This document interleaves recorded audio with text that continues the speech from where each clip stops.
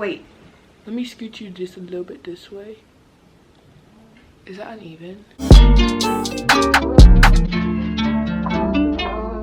Hey guys, I'm Daniela. If this is your first time watching my channel, welcome. For today's video, we are talking about Bridgerton, which should come up here. I'm really excited to talk about the show because I really enjoyed it, which I say about literally every show that I watch, but I really enjoyed the show. Okay, here we go. I have my phone and we're just gonna talk about Bridgerton. We're gonna talk about what I liked, what I didn't like, problems in the show. I'm gonna put a trigger warning and a spoiler warning right now because there are some triggering things in this and there are spoilers in this because I watched the whole show. I watched the whole show twice because I wanted to like fully know everything. So, and I ordered the book, so I might talk about the book as well. Okay, here we go. So, Bridgerton. Basically, Bridgerton is a new Shondaland series. You don't know what Shondaland is? Grey's Anatomy, How to Get Away with Murder, Scandal, ABC channel, basically, Shondaland. She left Disney, came to Netflix, gave us Bridgerton. And I'm very happy for it. It's so good. Okay, let me not say it's so good. It's good, it's beautiful, I enjoyed it. Some people were mad, some races were mad because there's black people in it. Y'all gonna be mad. It's gonna be fine, it's gonna be fine. Basically, what it's about is it's this family of like 8 children, which is a lot in Regency era in England. And it's a love story. There's some scandals. It's, my best way to explain it is Gossip Girl meets To All the Boys I Loved Before meets Pride and Prejudice meets Emma. All of those things together are in Bridgerton. Lady Whistledown is Gossip Girl, and she has a scandal sheet that she kind of puts out each day, week, I'm not sure, telling the town, which is basically the town, what has happened, what scandalous thing has happened, what not scandalous thing has happened. Basically just saying, okay, there was a ball tonight, and this is what happened, this who danced with who, this is this, that. Just wealthy British people doing wealthy British people things in the 1800s. That's basically the best way to explain it. Julie Andrews voices Lady Whistledown though, and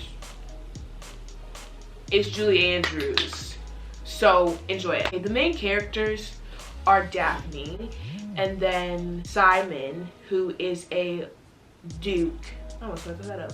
Who is a duke that is a friend of Daphne's eldest brother, Anthony. This is a To All the Boys I Loved Before portion. They fake a relationship, a courtship, and like promenade and show off that they're in a relationship, going to get married, so that other suitors can show her attention. Okay, we are talking about Simon Bassett.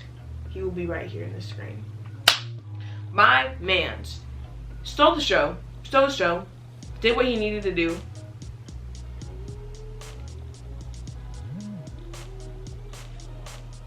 What more do I have to say?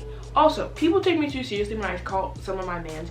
I call literally any actor that I like who's a good actor my mans. I might find him attractive as well, but he's still my man. It's okay.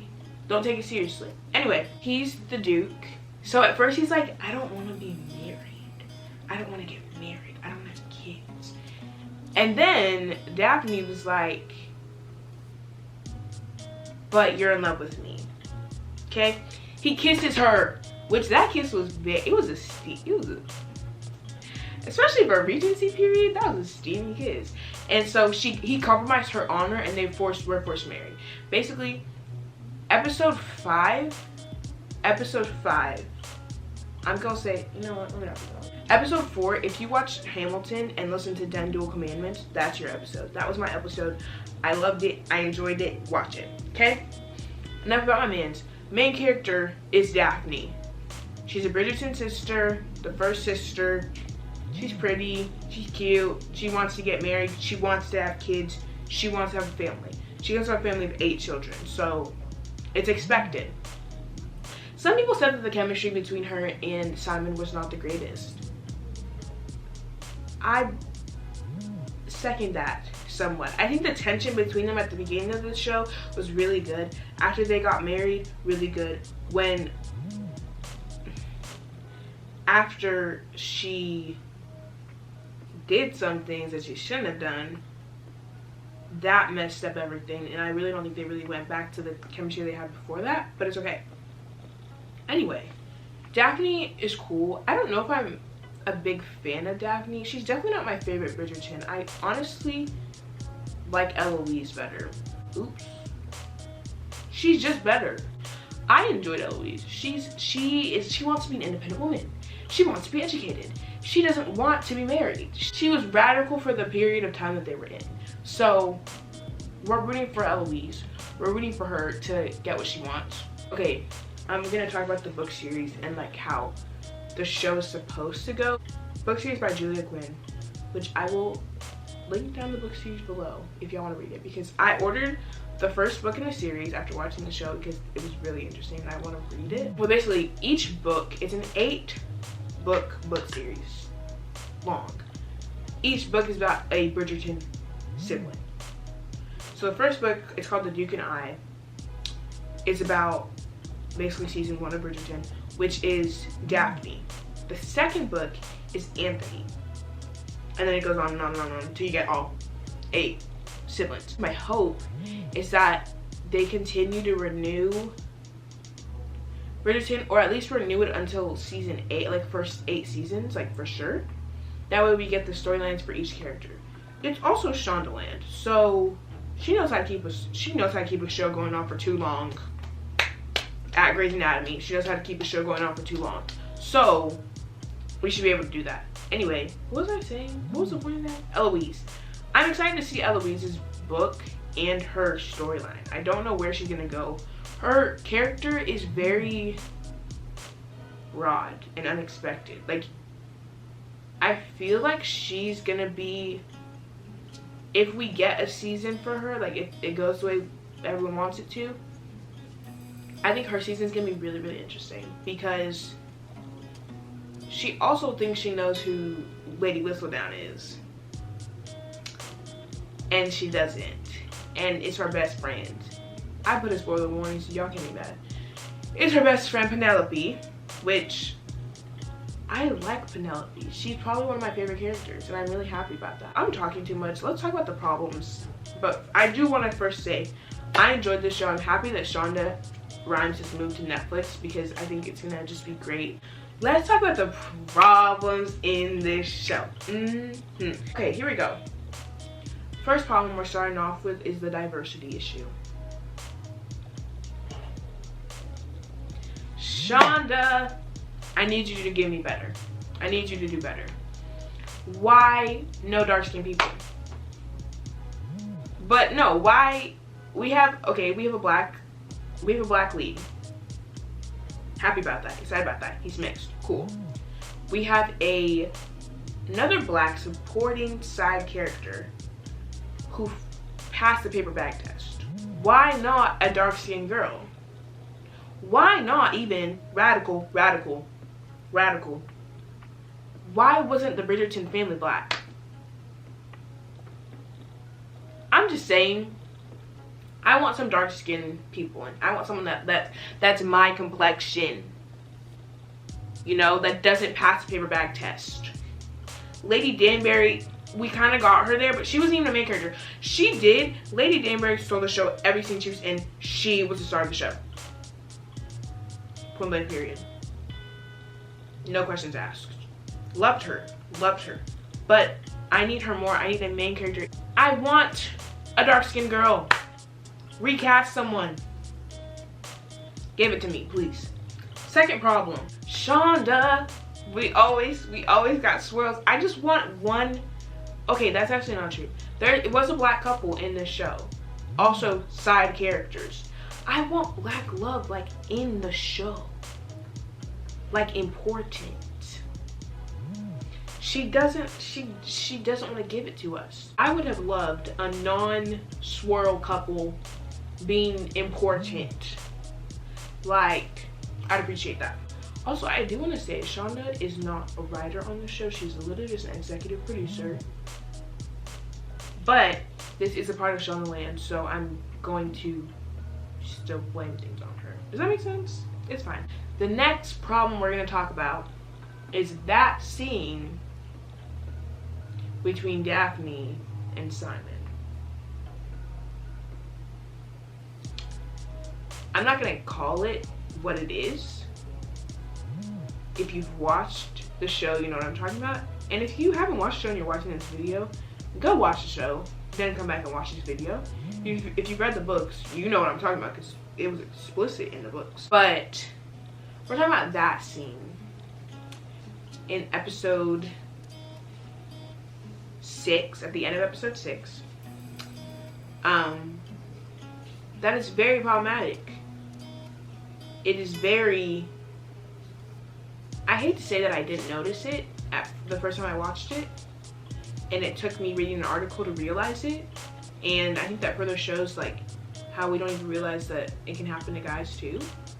But why was that necessary? Like, okay, I get it was in the book, but at the same time, it could have been a conversation.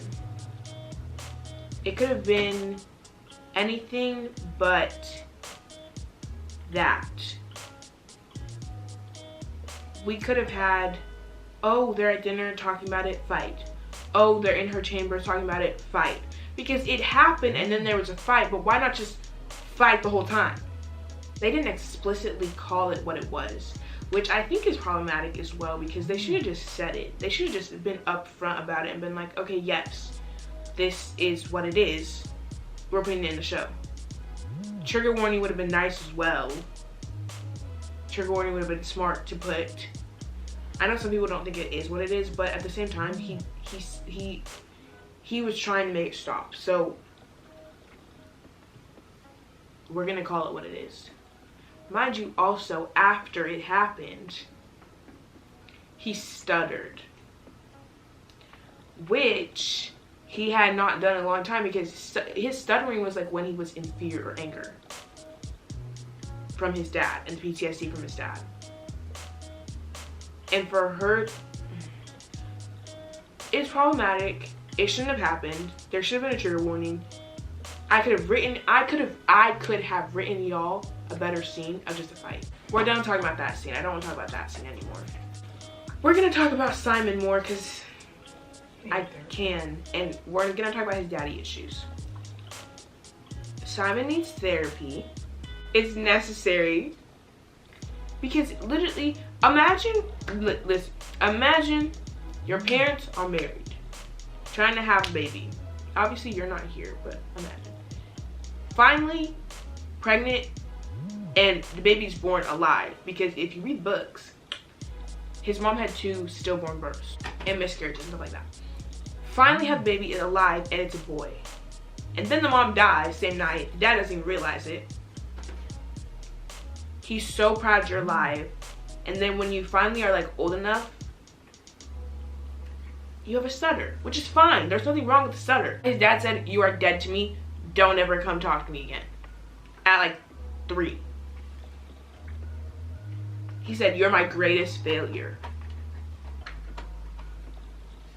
That is some trauma. That is abuse. And then, as an adult, he dictated his life based on a vow he gave to his father. This man said, "I will not have children because of you." His love life was dictated by his father. His dead father, mind you. Dead father dictated his life. Because he made a vow. Ruined your marriage. Told her you burned for her. Then ruined your marriage. Because you made a vow to your father that you were going to have kids. Like, he said, "I can never have children." Not, "I don't want children. I will never." He said, "I can't." So she said, "Okay, you've compromised my honor. Let me go. Let me get married. It's fine." And then she learned a little something, which we need to talk about the fact that these girls went into marriages not knowing anything. Their moms didn't tell them anything about anything. Anyway, tired of talking about Simon, tired of talking about Daphne. Let us talk about these costumes. Here's my thing. Costumes were flawless. Beautiful. There wasn't enough color for me, but that was the whole point because the era was very, you know what I mean? I love the necklines. Like they had, I don't know what these are called, but basically their neckline was like scooped and then showed a little, and then that was it. Like it was a scoop. It wasn't a V, but it was a scoop, but like a deep scoop. Don't actually know what they're called, but that's what I'm gonna call them. I want dresses like that. I want shirts like that. I want everything like that. Corsets, let's bring them back in fashion. They're a little uncomfortable.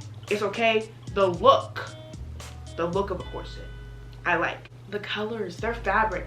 Also, they got everything tailored. Everything they own, tailored. Their tailored dresses, the lace on their dresses, the colors, the details, the beauty. Beautiful. Loved it. Beautiful. Beautiful. Beautiful. Point blank, period, beautiful. Her. Let's also talk about these balls. Can we bring back these balls with collars that come and bring you flowers like right after? Like their season, their marriage season, their ball season. I want that. Why don't men do it like that no more? Why aren't we bringing flowers? Why aren't we bringing puppies? Why aren't we writing poems, singing songs, gifting food? Day after the first date, after the first ball, after the first dance, proposing for marriage. Let's start doing that again. Bring back chivalry 2021. Okay guys, this video has been going on for too long, longer than I wanted it to. But watch Bridgerton on Netflix. If you watch this video and you hadn't watched it, I'm sorry that you spoiled it for yourself. I gave you a spoiler warning. I'm sorry you spoiled it for yourself. Go watch it though. And I'm gonna say read the series. Also, we're hoping for a season 2, so if Netflix is watching this, please give us a season 2. I want Anthony's story. I want to see how they do each I want to see how they do each character's storyline. I think that's very important. I think it could be a really great show for y'all to do. Y'all can make a lot of money. It's popular in the UK. It's not as popular in the US, but us Americans are still enjoying it. I want a season 2. I want a season 3. I want a season 4, 5, 6, 7, 8 seasons. A minimum of 8 seasons. I want a season for each Bridgerton sibling, like the book series. Once we do that, I'm good. I hope you guys enjoyed this video. If you did, please like, comment, and subscribe. I hate sounding like a YouTuber, but it's true. Goodbye, guys. I hope you guys enjoyed. Have a great day. Stay safe. Wear a mask. We're still in a panoramic. Wear a mask. Bloopers! In a marriage. A big boom. A big boom. This ring light is blinding me. Oh, hey. You're so annoying. Okay, bye. Bye. I'm trying to talk about my mans. Not you. Why are you crawling?